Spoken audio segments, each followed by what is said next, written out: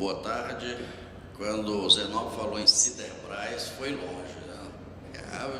Já calcularam a minha idade aí, entendeu?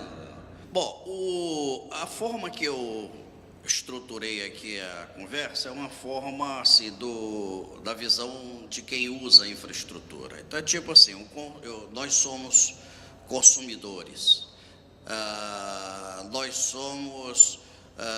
colocamos 40% de nossa renda no Estado.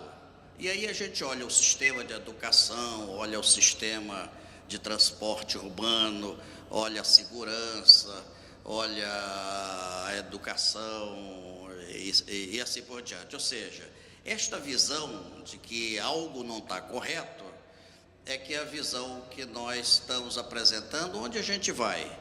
Isso sem crítica, nada, a ninguém. É apenas o seguinte, eu, usuário, como é que eu olho a infraestrutura do país? Primeiro, é ineficiente, é caro, muitas composições de monopólio, exploração, composição de monopólio, não há integração, a intermodalidade ainda é um desejo longínquo, mas que a gente tem que ir atrás. Há muita insegurança jurídica, em que se coloca medidas provisórias assim, de uma hora para outra. Agora mesmo tem uma da rodovia, a MP 800, que transformou aquelas concessões de 2013, que estão em dificuldades, botaram mais 14 anos. Então, assim, a gente não sabe bem como é que o poder concedente leva essa questão da infraestrutura logística. Uma hora é uma regra, outra regra, outra regra, e a gente não tem uma visão de longo prazo. Essas são constatações apenas, tá? Ou seja, o custo logístico equivale a 15% da receita líquida das empresas. Aí é logística, tá? Entra armazenagem, entra inclusive o custo de capital dos estoques. Normalmente, os competidores estão em torno de 8% a 10%, ou seja, o nosso custo logístico é o dobro de competidores. O do agronegócio é 4 vezes maior do que os Estados Unidos, que são os maiores competidores, e a Argentina. É algo como, ainda há pouco o Marco Polo mostrou, de 40 para 120, exatamente do custo de importação e de cabotagem. O frete ferroviário é precificado com base no rodoviário, quando deveria ser 40% menor, pela estrutura de custo de cada modal. O valor do pedágio é uma equação financeira, ele não reflete o ganho que nós vamos ter com a parceria com o setor privado. E daqui a pouco eu vou explicar isso. A cabotagem é muito superior ao longo curso e os portos públicos agregam ineficiências que todos nós pagamos. Não só o usuário, mas principalmente o produto que está na prateleira. Nós, consumidores, pagamos isso tudo. Todo esse custo aqui de ineficiência é pago por nós. Ainda há pouco, na palestra da Fernanda da CNT, se paga 3 ou 4 bilhões só em óleo diesel a mais, só porque a estrada é ruim. Isso está do frete, isso está da prateleira, isso está no nosso custo. Esse slide mostra o seguinte: primeiro, a matriz de transporte, que já foi mostrada aqui, para ver a predominância do transporte rodoviário, que é o mais caro. Então, se nós fizemos uma simulação, e tem um trabalho do Ministério do Transporte sobre os corredores, corredor de transporte, que lá mostra essa figura de tantas toneladas por cada modal. E nós simulamos, estou falando nós aqui, simulamos quanto custaria o frete médio se a matriz de transporte do Brasil fosse igual à dos Estados Unidos. Essa do lado direito aqui, 26, 38 e 16. E chegamos à conclusão que o nosso custo médio é 25% a 30% superior, quer dizer, só devido à matriz, não é devido às ineficiências internas. Se eu tivesse a mesma matriz de transporte dos Estados Unidos, eu estaria com um frete médio 25% menor. E se eu retirasse as deficiências, provavelmente não, com certeza esse número é muito maior. Muito bem, criou-se uma lei. O que disse o poder concedente? O Estado brasileiro disse assim: olha, eu vou criar um programa para ele ser política de Estado. Portanto, não quero saber de governos. Eu quero saber o que o Estado quer da infraestrutura do país. Eu vou criar uma lei para dar independência às agências regulatórias, que está sendo debatida. Eu vou garantir que a expansão na infraestrutura seja com tarifas e preços adequados, ou seja, tarifa como política de competitividade.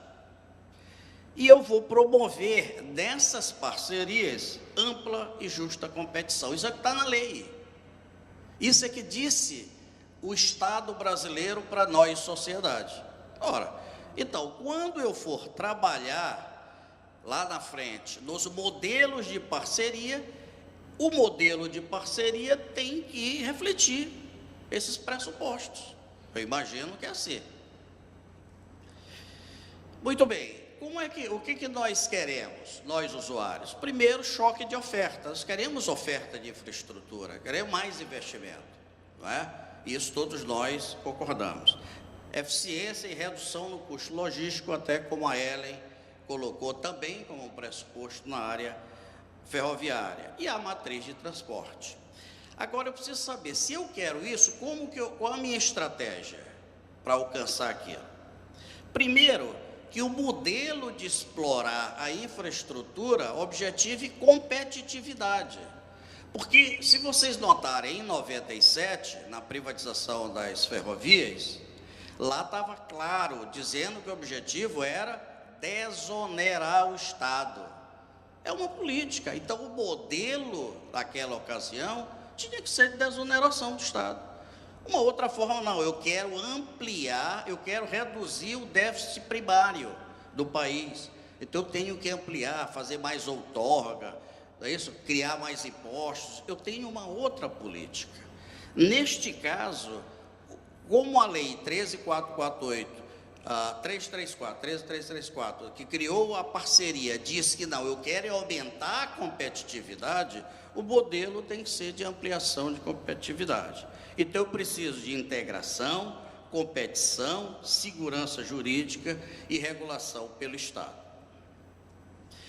Aqui é só, vocês conhecem todas o mapa dessas parcerias. Aqui está aeroporto, está porto, está ferrovia, e vamos imaginar, é isto que o governo ou o poder concedente diz que quer propor parcerias.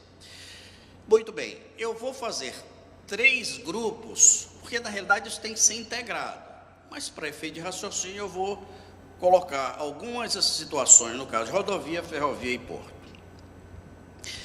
Nós usamos sempre a pesquisa da CNT. Essa é a mais crível, a mais isenta, a melhor das pesquisas que o país tem no caso de rodovia. Eles têm outras pesquisas, mas nós usamos basicamente de rodovia. O de rodovia diz assim: como é que está o estado da via? Horrível. Quer dizer, nós temos um país rodoviarista em que a principal via é ruim. Então, o que eu tenho é que dizer assim, mas a rodovia pedagiada, a rodovia concessionada é melhor que a pública, porque eu não tenho dinheiro. Ok, então vamos concessionar alguns trechos. Mas o modelo de concessão não leva em consideração aquele pressuposto da competitividade. Por quê? Porque a tarifa é o resultado de uma equação financeira. De um lado eu levo tráfego, o investimento e a taxa de retorno, do outro lado eu digo quanto eu preciso de uma tarifa para fechar essa equação. Então, não tem nada a ver com competitividade. Então, você tem casos no Paraná em que um pedágio equivale a 40% do frete.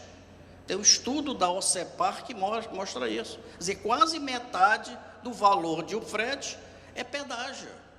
Quer dizer, é uma verdadeira impedância ao desenvolvimento regional. Os caminhoneiros, os transportadores, estão com um problema seríssimo de endividamento.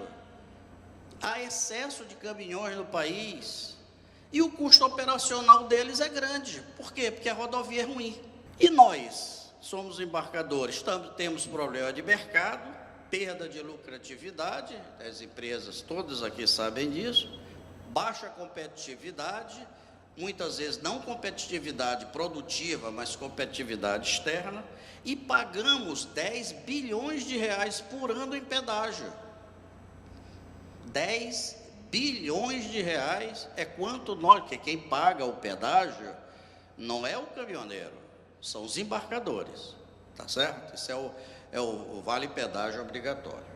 Bom, aqui eu quero também que a Fernanda mostrou para vocês o quanto aumenta este custo operacional devido à deterioração da rodovia. Eu chego a quase dobrar o custo, tá certo? Quando uma rodovia está em péssimo estado. Como a maioria das rodovias estão nessa situação, o custo operacional, em média, nas rodovias sob gestão pública, aumenta 30%. Esse número é um pouco diferente, que ela botou 28%, eu já arredondo, né, Fernanda, mas para também aquele impacto que a gente sabe como é que é, né? Muito bem. Então, no caso rodoviário, eu tenho dois problemas a resolver. Um é como eu retomo o investimento público em rodovia. E segundo, como é que eu crio novos modelos de concessão, novos modelos de parceria. Nos modelos de parceria, o que ocorreu este fenômeno dessa curva. Nós iniciamos as concessões lá em 97 de rodovias, nós não sabíamos fazer concessão de rodovia. Àquela ocasião, eu me lembro de que vários grupos saíram pelo mundo para aprender. Fomos à Argentina, fomos ao Chile, que o Chile tinha já uma tradição de modelos de concessão, fomos ao México, onde a gente aprendeu como não deve se fazer concessão, que foi a rodovia Cidade do México, Acapulco, que depois ficou abandonada durante muitos anos, não sei como é que está hoje.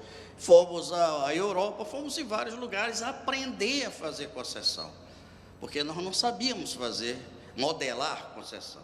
E aquela ocasião, eu me lembro, a Dutra era intransitável. A maioria de vocês são muito jovens, não lembram disso, mas eu lembro, a Dutra era intransitável. E o pedágio da Dutra realmente ficou muito caro. E por outra razão que eu vou dizer já.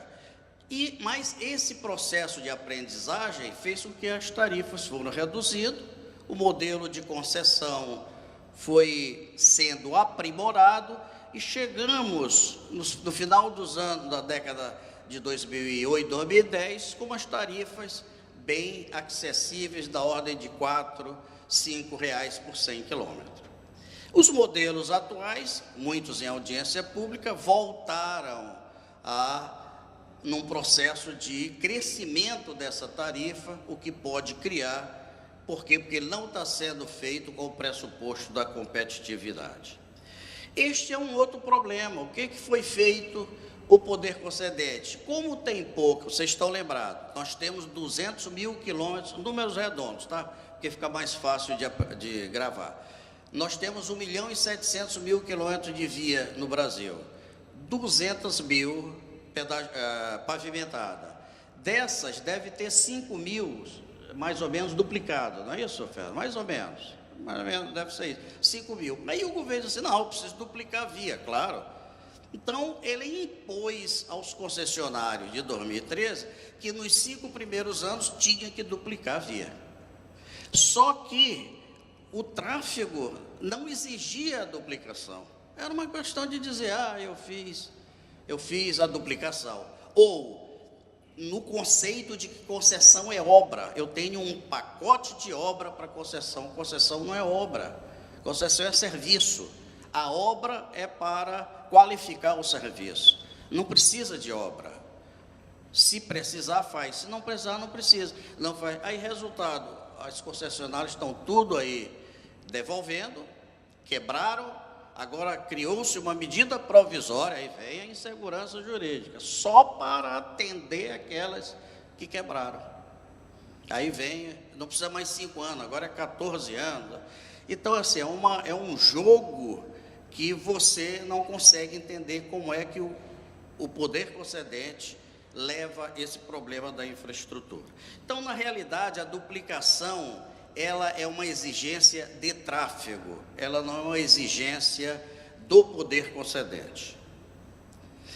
Então, nós preparamos uma série de conceitos, isso foi entregue no Ministério de Transportes, Everton? Entregamos no Ministério de Transportes já, numa reunião do Fórum do Transporte Rodoviário de Carga, que nós participamos. Primeiro o seguinte, para os formuladores de política, que é o Ministério do Transporte e o Conselho do PPI, os ganhos econômicos devido ao processo de concessão devem ser melhor explicitados. O governo, o poder concedente, explicita uma concessão pelo volume de investimento.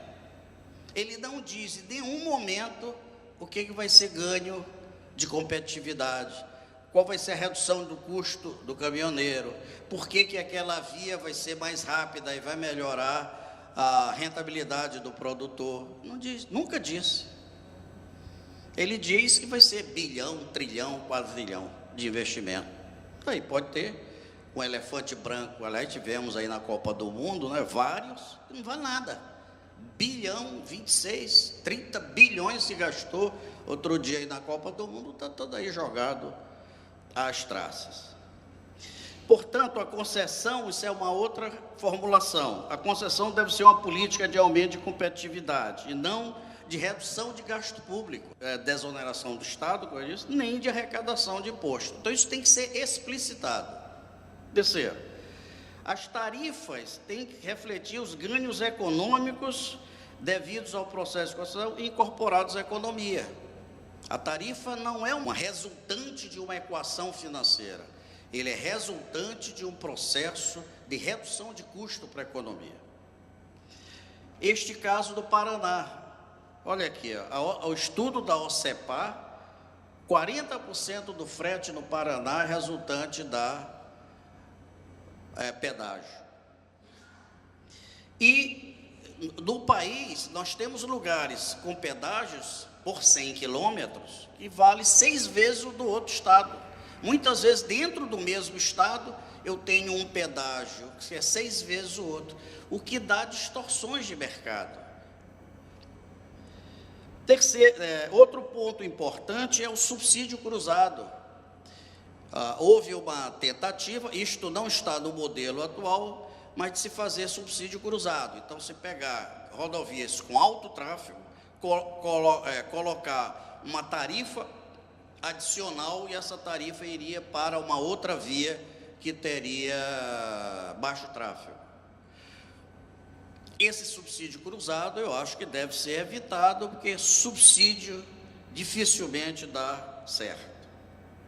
Outra coisa é o modelo de concessão fechado, ou pelo menos mais fechado. Você vê na Dutra, isso é levantamento dos Detransportes, só 15% de quem passa na Dutra paga pedágio.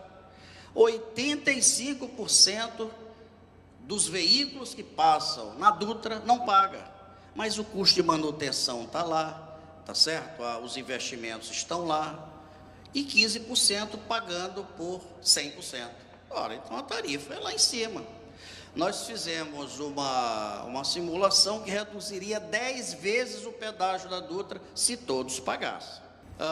Outra coisa é o futuro. Como é que a gente faz hoje a modelagem da concessão de rodovia? Eu faço uma projeção de tráfego, digo assim, olha, os investimentos que eu preciso são esses, a tecnologia que eu vou utilizar é esta, a gestão que eu vou utilizar é essa, ou seja, eu reproduzo em 30 anos um status quo, tá certo? De uma condição administrativa e de custo que provavelmente não vai se repetir. Ou seja, eu teria que ter capacidade de captar ganhos de eficiências e de eficiência e produtividade futuros para colocar parte na redução tarifária, para que o usuário se beneficiasse. Hoje, como vocês viram, a inovação tecnológica que está aí, carro sem motorista, até caminhões, carro de passeios e caminhões, a Uber diz que vai lançar um táxi voador, roupas serão autolimpantes daqui a algum tempo, e aí, quer dizer, o mundo está se transformando e está se fazendo uma projeção de concessão com as mesmas condições atuais. Por isso, nós propusemos um novo modelo, que eu vou ter um slide que mostra isso aqui. O que nós fizemos, então? Propomos ao Ministério de Transportes que faça a seguinte inclusão em seus modelos. Primeiro, continuar com o modelo de menor tarifa sem cobrança de outorga, porque exatamente a outorga é agregação de recursos à União para outros fins, e não para a competitividade. Concessão apenas para operação e manutenção, sem obras de expansão de capacidade. Terceiro, inclusão obrigatória de obras de segurança, terceiras faixas, correções de traçados e outros absolutamente necessários em benefício do usuário. Prazos menores que 30 anos, sem prorrogação. Obrigatoriedades do concessionário. 1. Monitoramento em tempo real de congestionamentos, informando rotas alternativas aos usuários. 2. Pesagem dinâmica com veículo em movimento. É uma tecnologia já conhecida, dominada. Não precisa fazer aqueles edifícios imensos que tem, para o caminhão sair da pista, parar, pesar, sair, não, isso aí vai passando. Já tem os pórticos que a NTT, inclusive, está colocando para fiscalização, que até apresentou lá na NUT, o Brasil Verde.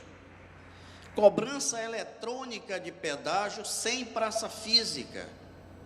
Você vai ter que fazer rodovia inteligente, mas esse é o futuro.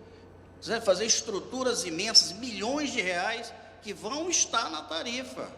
Não esqueçam que vão estar na tarifa.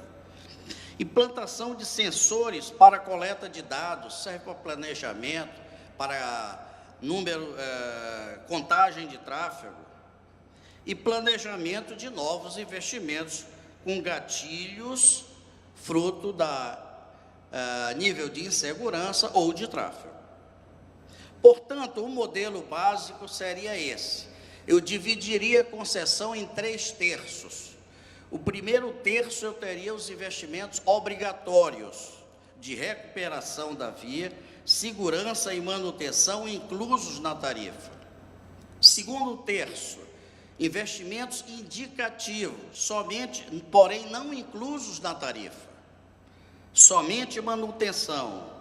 Monitoramento anual do desempenho. Eu faria o monitoramento de tráfego, de acidente, para efeito de planejamento. E, se necessário, eu acionaria um gatilho e faria o reequilíbrio contratual sem aumento de tarifa. Existem N formas. E no terceiro terço, só manutenção.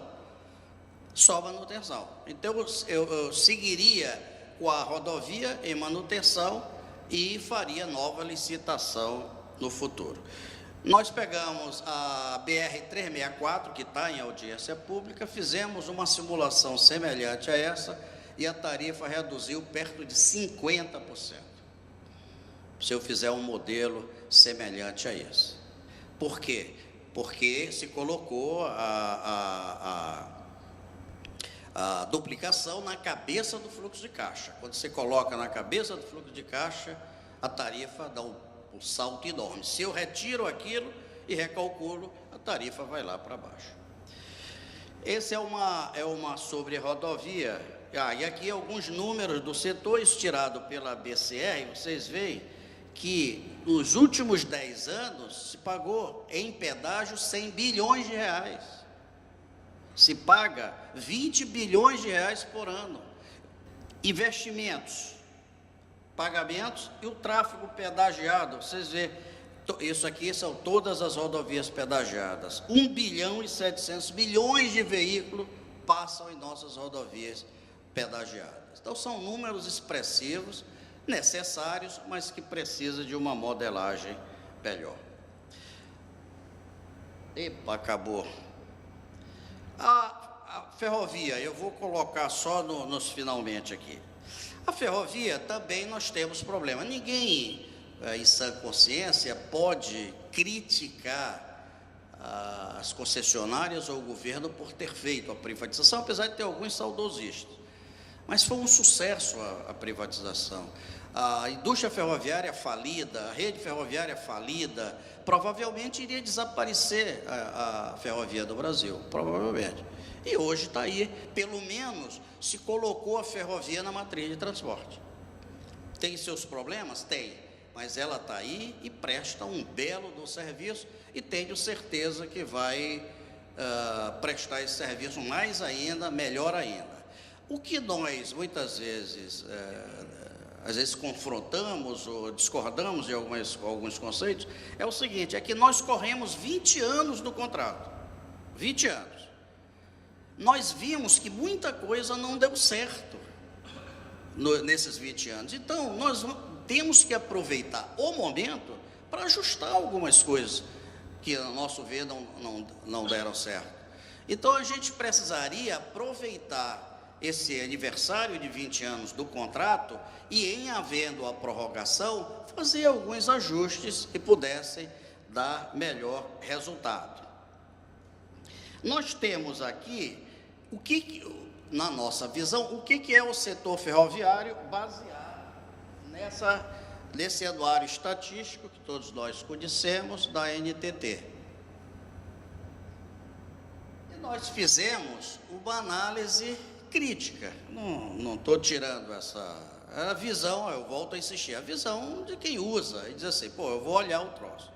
Primeiro, que realmente houve um crescimento expressivo nos últimos 10 anos, a estatística é nos últimos 10 anos, mas só que todo o crescimento foi devido ao minério de ferro, que é o serviço dedicado.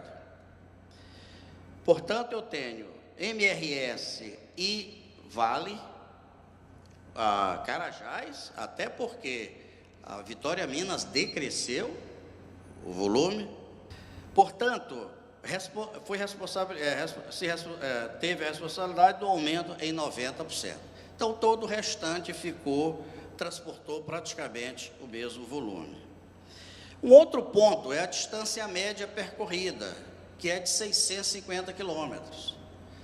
Ora, 650 quilômetros é o limite do caminhão, quando a ferrovia deveria estar correndo 1.200, 1.300 quilômetros. Se eu comparo essa distância média com quanto foi concessionado, eu chego a concessionárias que utilizam apenas 9% daquilo que foi concessionado, ela rodando 650 quilômetros. Ou seja, cada malha é uma espécie de ilha em que se utiliza os grandes corredores e pequenas extensões. Sem o minério, nós tivemos a maioria das cargas tiveram redução, açúcar e produção agrícola realmente teve um crescimento. Somente 8% foi realizada em tráfego mútuo ou direito de passagem, ou seja, a interconexão é praticamente nula. Não tem interconexão das malhas, portanto, é por isso que a distância média é pequena. E a velocidade média, que não é uma culpa, vamos chamar assim, do concessionário. Existem N problemas de travessias urbanas, principalmente, que faz com que a velocidade caia para 4, 5, 3 quilômetros por hora. Mas eu fiz isso só para provocar. A velocidade média comercial de todo o sistema ficou em torno de 20 km por hora. Aí eu fui a internet e pesquisei os primeiros veículos. Eram 30 km por hora em 1896. E se eu retiro a Vale, essa média cai para 13 km por hora. E esse caminhão aqui, que dava até marcha ré, se vocês olharem o folheto que tem, era uma coisa tecnologicamente avançada, tinha essa velocidade média. Ou seja, isso aqui é a nossa posição. Vamos aproveitar o momento e vamos fazer modelos de mais 30, 40 anos que minimizem esse tipo de coisa. As travessias urbanas têm que ser resolvidas. A questão de gargalos que existem, o acesso a portos tem problemas. Então a gente aproveitaria este momento. Tem mais 40 anos que está sendo pedido a partir de hoje. 40 anos dá tempo da gente fazer realmente uma bela mudança conceitual.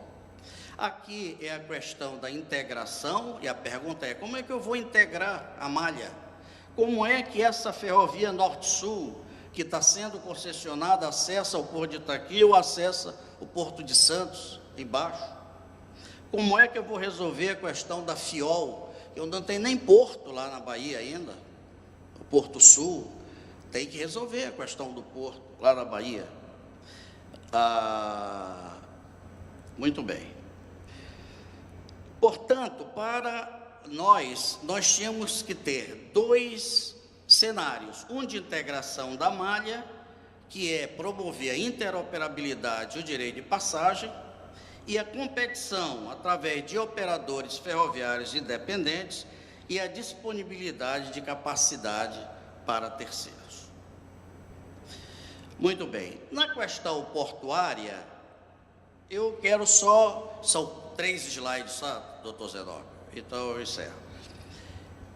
A ANTAC fez uma projeção, não me perguntem como, nem as premissas, mas ela diz que nos próximos 20 anos, e é bom a gente olhar 20 anos, como que é o mundo nessa área aqui. Ele diz assim: haverá duplicação de movimentação de 1 para 2 bilhões de toneladas. Haverá crescimento na capacidade de transporte dos navios de grande porte. O Wagner acabou de mostrar, desde 68, como é que cresceu essa indústria. A produção agropecuária industrial vai crescer. Então, vamos ficar desse tamaninho na nossa economia. Portanto, nós precisamos melhorar a competitividade, tá? E precisamos definir uma estratégia para enfrentar este novo cenário de 20 anos. E essa reestruturação é que a gente precisa resolver.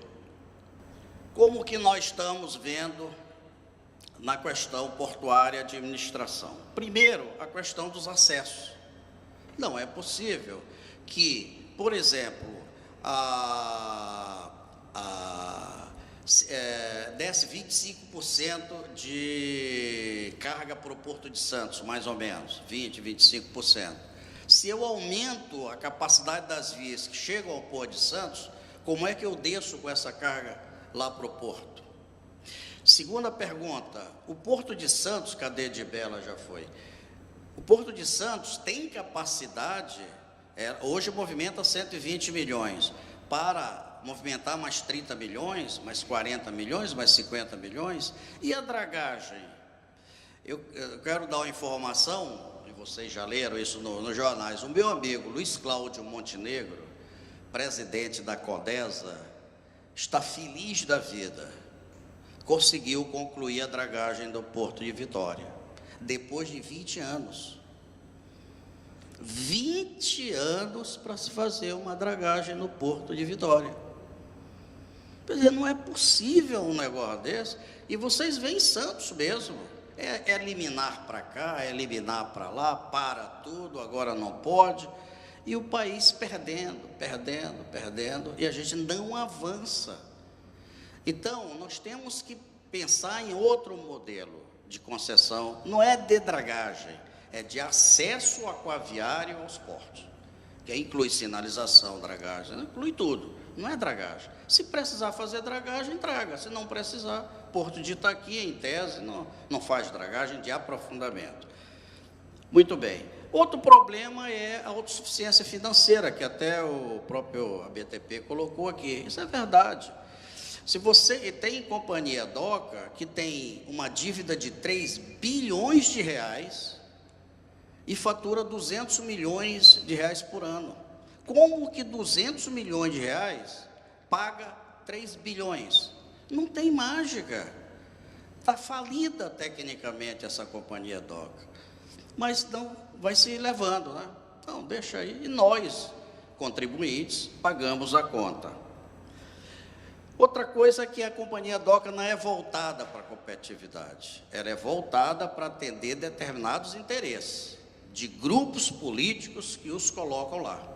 Isso é um erro crasso, todos vocês sabem, mas que eles não têm uma clareza de que a competitividade é que é a saída do país. Tem a questão do equacionamento, da dívida, mas eu quero só falar sobre, eu coloquei aqui, eu não coloquei privatização, porque a BTP e a CNI colocam a privatização no nosso amigo Mantelli, porque ele quer privatizar mesmo. Nós fizemos uma proposição de a privatização ser um processo e não uma decisão política de fazer.